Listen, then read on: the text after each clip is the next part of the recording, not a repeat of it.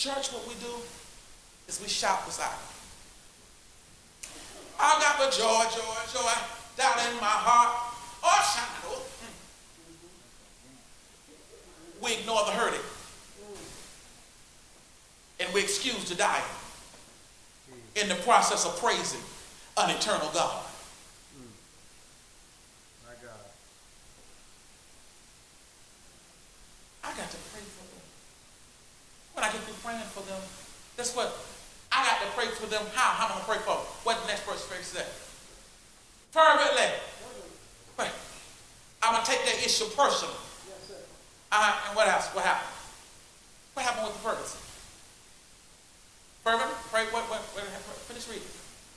Talk back, y'all. The effective prayer of the righteous man availeth much. man. So guess what? I got to have a desire to be right.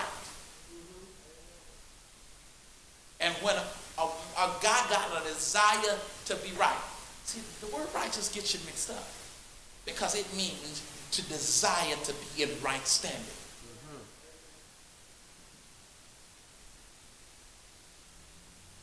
So because I got a desire, we said ourselves, you got a desire. Guess what? You intercede for my issue. I intercede for your issue. And guess what happens? We become healed.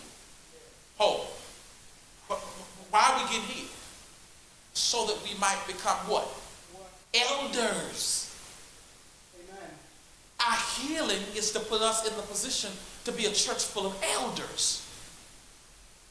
That we're strong in areas. That I can grab you and you can grab you. And guess what? Because we've talked among each other. Guess what? And you are unashamed.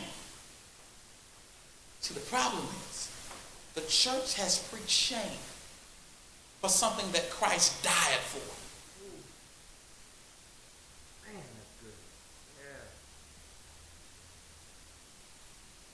The monkey that made you think, first of all, that God don't hear your prayer because you have areas that God need to work on. Then he has you scared to pray because he ain't going to answer. Don't you know when you've accepted him, he can't wait to hear you cry? Let me share this. I'm on the way going. What time is it? Because I know I get to talking. What time is it? What time? Somebody tell me. Huh? It's 8:30. It is. Okay.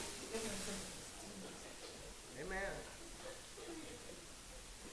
My mother used to hate. I was a stubborn child. Independent. Had to do it myself. I was a child. If I didn't have no gas money, she wasn't gonna know. I put my cans in the car, go sell my cans, give me some gas money. I was always the independent child. If I asked, she knew. It was like the end of the world. She had knew I was going through. She was just ready. Already, she said, well, yeah, I already put this out. I knew you didn't. Guess what? She was waiting on me to ask. Many times, God's ready for you to ask.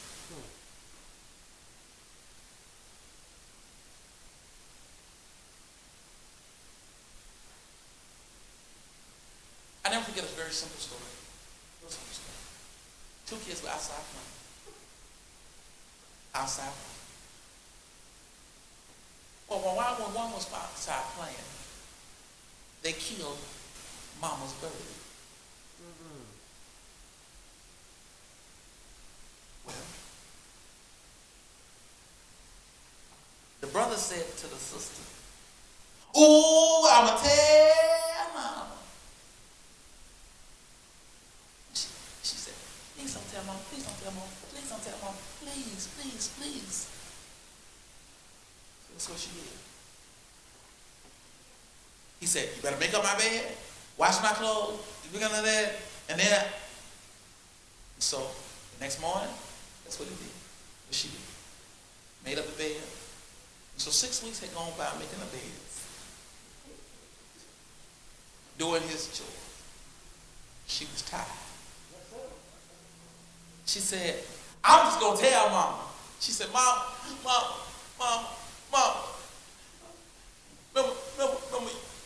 your bird? I buried it under the house. She said, I know. I was looking in the kitchen when you did it, out the window. Wow. I've been waiting on you to say something to me, but if you was crazy enough to go through all of that suffering, that was your punishment enough. Don't you know that God is sitting there many times waiting on you? You say, God, I done blew it again.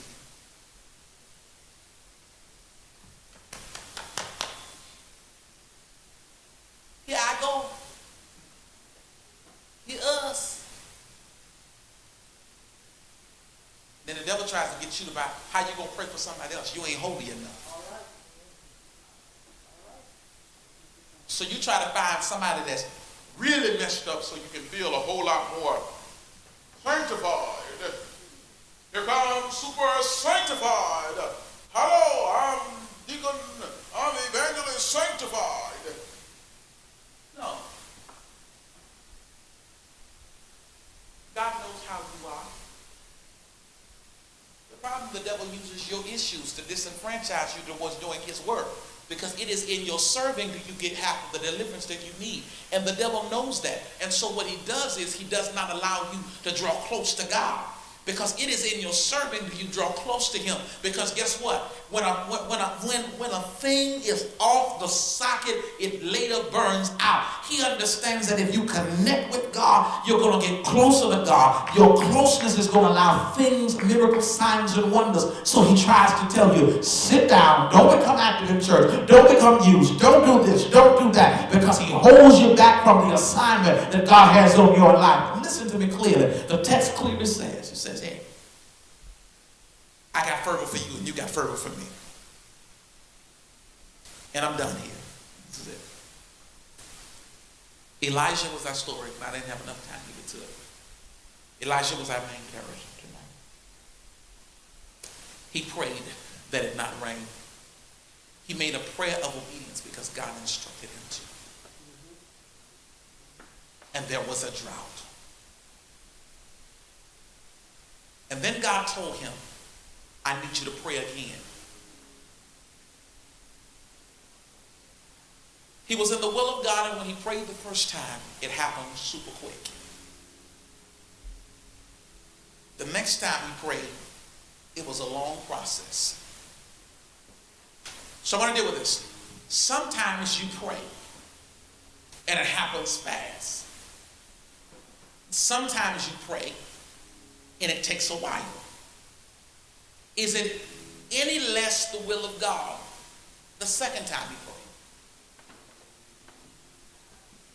No. I need you to understand that some things God does in his timing. Amen. And don't let the timing of God mess you up in believing your God. You still respond with the fervor. You know what he did? He continued to send his servant out in expectation as though the promise was fulfilled. You must respond. And the text says when he sees a cloud about the size of a man's hand, he runs to tell the king, sends his servant with the confidence because God has showed him a sign that he doesn't have to see the onslaught of the rain. All he needs is a sign.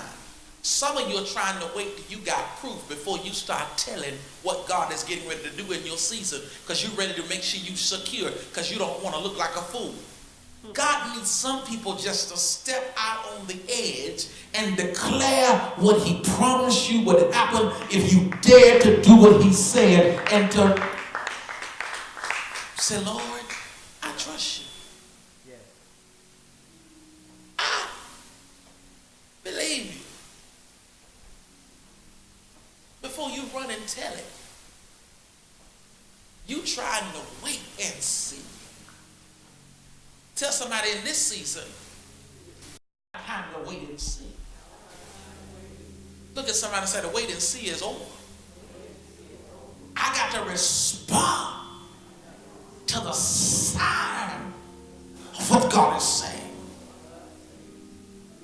at somebody and say, in this season, all I got is a cloud.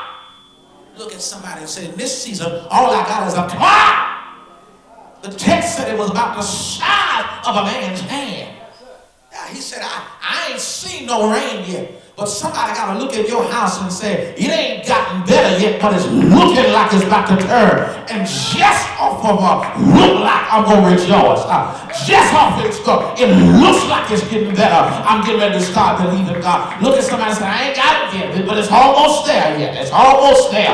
So I'm going looking for the job off the promise. All I got is the resume. But just because he said he'll do it, I respond like it's already done. That thing in my spirit. I got to leave you, but look at somebody and say, neighbor, act like you already got it. Look at your neighbor and say, neighbor, it ain't here yet. But tell somebody it's on the way. Look at your neighbor and say, the promise may be delayed, but it is not denied. Look at your neighbor and say, it's on the way. Look at your neighbor and say, eyes haven't seen and ears haven't heard. But look at your neighbor and say, it's on the way. Tell somebody, act like it's on the way.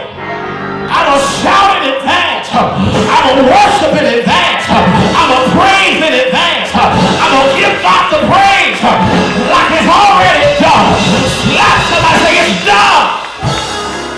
I ain't got the Maserati, but it's done. I ain't got the house on the hill, but it's done.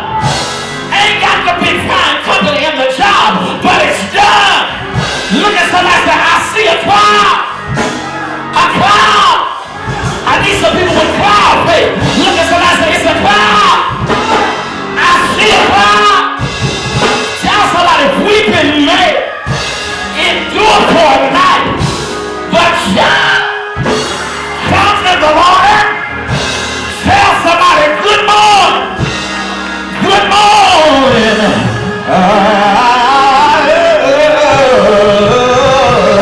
Good morning. Tell somebody, I smell rain. Look at somebody and say, I smell rain. I smell change. I just gotta feel that everything is gonna be alright. I just gotta feel that there's a breakthrough. Every time I come in this church, I smell rain. Every time we're praying, I smell rain. I opened up my mailbox today. I had a couple bills, but I smell rain. Look at somebody and say, I smell rain. Weeping may endure for a night, but joy comes in the morning. You got to get to the point and say, you know what? I sense change. And God ain't got to give me the whole kit and caboodle. If he just give me a symptom, give me a sign, I'm going to shout off the sign. The Bible said that he got so excited, he didn't even have the rain. He sent his servant that was in a chariot to go tell the king Ahaz. He said he got so excited, he looked up and he saw it. And the text says he outran. The Spirit of the Lord came upon him, and he outran the chariot. Look at somebody and say, the Spirit of the Lord is on me.